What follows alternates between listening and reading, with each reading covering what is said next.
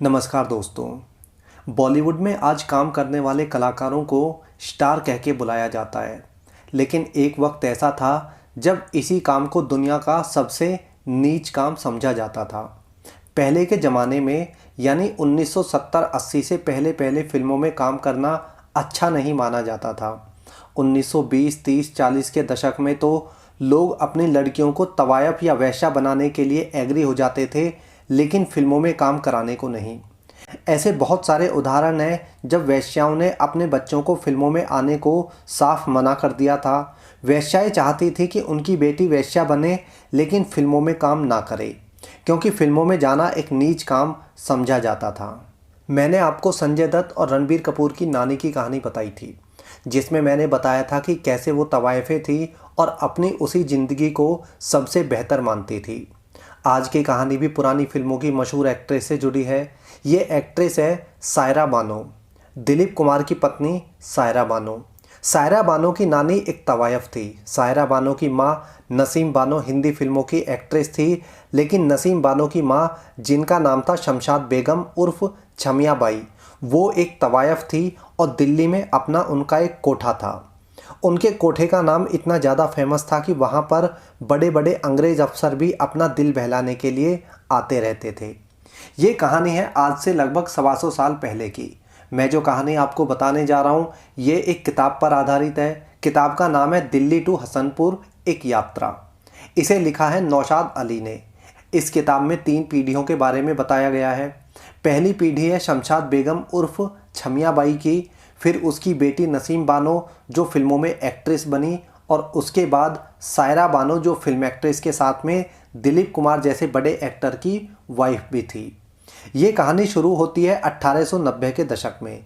दिल्ली के एक कोठे पर एक बेटी का जन्म होता है, जिसका नाम रखा जाता है शमशाद बेगम, जो बड़ी होकर छमिया बाई कहलाई। शमशाद बेगम का पूरा खानदान वेश्यावृत्ति के धंधे से जुड़ा हुआ था। माँ बाप, भाई बहन, हर कोई कोठे पर ही काम करता था। शमशाद बेगम का भविष्य भी तय हो चुका था कि वह भी आगे चलकर वेश्या ही बनने वाली है। शमशाद बेगम की माँ जुम्मन बाई भी खुद जो है एक मशहूर तवायफ थी, और दिल्ली में उनका अपना खुद का एक कोठा था, जहाँ वह नाचती गाती थी और कोठे को संभालती थी। शमशाद बेगम की माँ का भी जो है इस किताब में जिक्र किया गया है। उनका नाम था जुम्मन बाई। जुम्मन बाई जब 7 वर्ष की थी तभी उनके पिता ने जो है उन्हें कोठे पर बेच दिया था, क्योंकि वह काफ़ी ज़्यादा गरीब थे और गरीबी के कारण जो है बेटी को पाल नहीं सकते थे। उन्होंने जुम्मन बाई को बेचा हसनपुर के एक कोठे पर, जो उनके होम टाउन से काफ़ी करीब था। जुम्मन बाई कोठे की ज़िंदगी को देखकर काफ़ी घबरा जाती थी और वह वहाँ से भागकर अपने माता पिता के घर जाना चाहती थी। कोठे वाली औरत को भी काफ़ी डर था कि जुम्मन बाई वहाँ रुक नहीं रही थी तो वह कभी भी भाग सकती थी। इसी डर से कोठे वाली ने जुम्मन बाई को दिल्ली के कोठे पर भिजवा दिया, क्योंकि दिल्ली काफ़ी दूर थी और वहाँ से आना इतना आसान नहीं था। दिल्ली के कोठे पर आकर जुम्मन बाई ने कुछ दिन तो वहाँ से भागने की कोशिश की, लेकिन धीरे धीरे उसी दुनिया में रच बस गई। जुम्मन बाई दिल्ली के कोठे पर ही बड़ी हुई। जब वह 13 साल की हुई तो उसने उसी कोठे पर नाचना गाना शुरू कर दिया। जुम्मन बाई काफ़ी खूबसूरत थी और उसकी खूबसूरती के चर्चे आसपास के शहरों में ही नहीं बल्कि पूरे देश में फैले हुए थे। जुम्मन बाई जब 18 साल की हुई तो कोठे पर ही काम करने वाले रतन सिंह के साथ में उसकी शादी हो गई। बाद में उन्हें एक बेटी हुई जिसका नाम रखा गया शमशाद बेगम। शमशाद बेगम का भविष्य भी तय हो चुका था कि वह भी आगे चलकर कोठे पर ही बैठेगी, क्योंकि उसका तो जन्म ही कोठे पर हुआ था। शमशाद बेगम जब 5 वर्ष की थी तभी उन्हें गाने का शौक़ लग गया। वह कोठे पर ही गाना गाने का रियाज करने लगी। 12-13 वर्ष की उम्र तक वह काफ़ी अच्छा गाना गाने लगी थी और उसके गाने को सुनने के लिए दूर दूर से लोग आने लगे थे। शमशाद बेगम भी माँ जुम्मन बाई की तरह ही काफ़ी खूबसूरत थी और यही कारण रहा कि जैसे जैसे जुम्मन बाई की उम्र ढल रही थी वैसे वैसे शमशाद बेगम अपनी माँ के कोठे पर छमिया बाई के रूप में फेमस होने लगी थी। 17-18 वर्ष की एज तक छमिया बाई कोठे की मशहूर वेश्या बन गई थी। उनके गाने सुनने और दिल बहलाने के लिए देश के अलग अलग कोनों से बड़े बड़े लोग आने लगे थे। जितनी प्रसिद्धि जुम्मन बाई ने नहीं पाई, उससे कहीं ज़्यादा प्रसिद्धि उनकी बेटी छमिया बाई हो गई थी। बड़े बड़े नवाबों के साथ अंग्रेज भी वहाँ कोठे पर डेरा जमाए पड़े रहते थे। छमिया बाई अब कोठे की जान बन गई थी।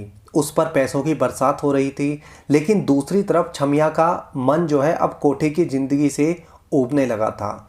वह चाहती थी कि वह इस ज़िंदगी को छोड़कर एक नई ज़िंदगी जिए। छमिया बाई के कोठे पर ही हसनपुर के नवाब अब्दुल वहीद खान भी आते थे। अब्दुल और छमिया दोनों एक दूसरे को पसंद करने लगते हैं।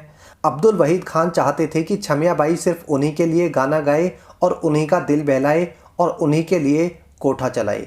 इसके लिए वो छमिया की माँ को जो है कई बार बोल चुके थे कि नवाब उन्हें मुँह मांगी कीमत देंगे, लेकिन वह अब किसी और के लिए नाच गाना नहीं करेगी। ये बात उड़ते उड़ते एक अंग्रेज़ अफसर को पता चल जाती है। वह अंग्रेज़ अफसर भी उस कोठे पर जाता था और छमिया बाई का दीवाना था। ये बातें जब अंग्रेज़ ऑफिसर ने सुनी कि अब छमिया को नवाब अपनी प्राइवेट प्रॉपर्टी बनाने वाला है, तो अंग्रेज़ अफसर वहाँ पर अपनी पावर का यूज करना शुरू कर देता है। अब हसनपुर के नवाब अब्दुल वहीद खान और उस अंग्रेज़ में इस बात पर ठन गई कि दोनों में से छमिया बाई को कौन लेके जाएगा। दोनों एक दूसरे से लड़ने मरने को उतारू हो गए। इससे पहले कि वहाँ पर बात खून खराबे तक पहुँचती, छमिया बाई की माँ जुम्मन बाई इस पूरे मुद्दे के बीच में आ गई।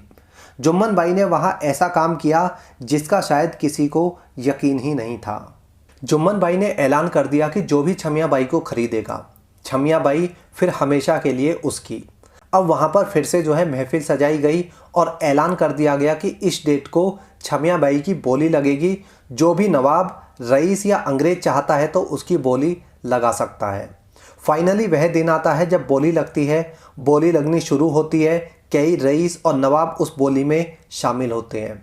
सबसे ऊंची बोली बोलता है हसनपुर का वही नवाब अब्दुल वहीद खान, क्योंकि अब्दुल वहीद खान छमिया को शुरू से ही काफ़ी पसंद करता था और यही कारण था कि वह उसे अपनी बनाना चाहता था। उसके बाद नवाब अब्दुल वहीद खान छमिया को अपने होम टाउन ले जाते हैं। होम टाउन हसनपुर लाने के बाद नवाब छमिया बाई को अलग घर में रख देते हैं और उन्हें ताउम्र अपने मिस्ट्रेस बना के रखते हैं।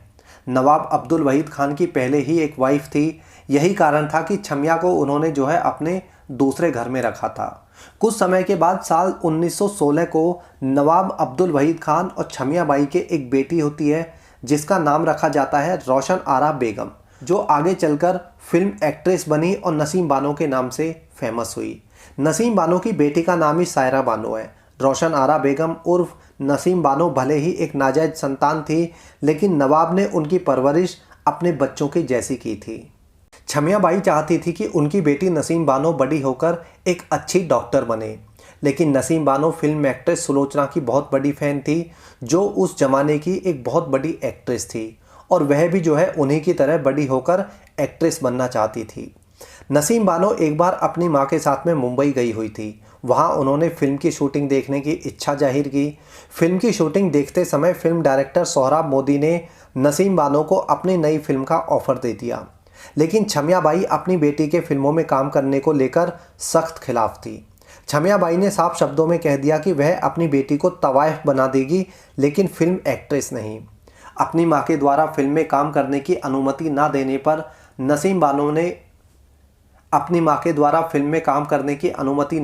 नसीम बानो ने घर में ही भूख हड़ताल करनी शुरू कर दी। उसके बाद छमिया बाई को झुकना पड़ा और उन्होंने फिल्मों में काम करने की परमिशन दे दी।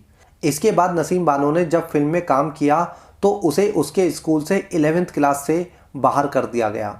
स्कूल से नसीम बानो रेस्टिकेट कर दी थी क्योंकि फिल्म में काम करना एक घटिया काम माना जाता था और स्कूल वाले जो है उसे अपने स्कूल में नहीं रखना चाहते थे। इसके बाद नसीम बानो ने कई सुपरहिट फिल्मों में काम किया और अपना नाम कमाया। बाद में उन्होंने एहसान उल हक नाम के एक व्यक्ति से शादी की और उनकी बेटी हुई सायरा बानो, जो दिलीप कुमार की पत्नी बनी।